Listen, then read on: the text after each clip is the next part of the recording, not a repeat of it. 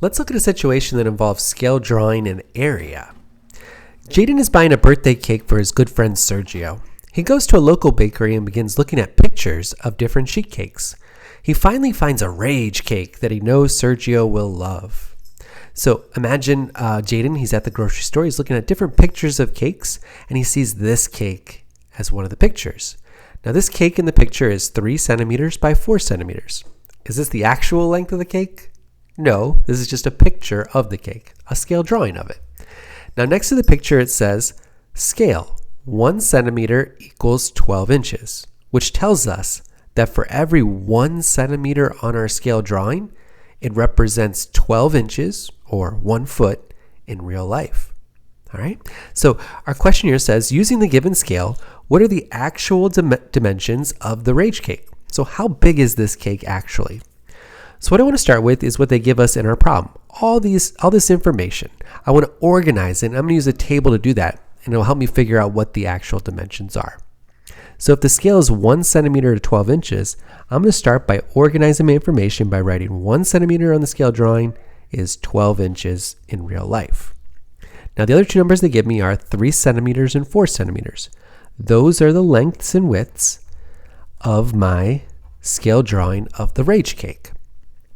Now, just like with scale factor, I want to ask myself, well, what can I multiply this 1 by to make 12? I can multiply it by 12.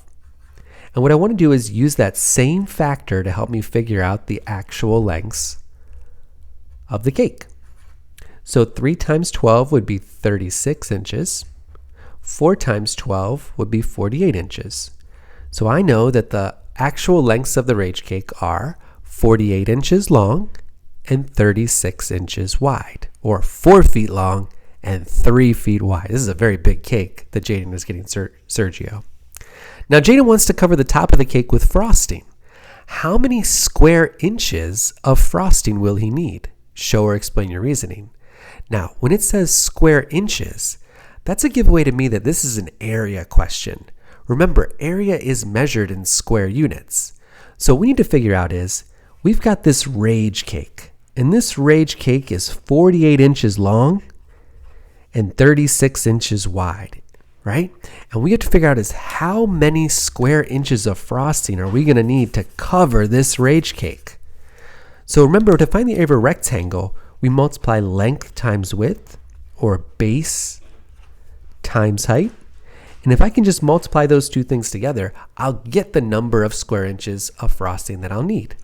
So if I use my calculator here, I get 1,728 inches squared of frosting. So just to summarize here, remember we have a scale drawing. What we can do is we can use the dimensions in that scale drawing as well as the scale to determine the actual lengths of sides of the actual image that the scale drawing is of. And we can take those actual lengths and we can do things like finding area with them by multiplying length times width, or base times height.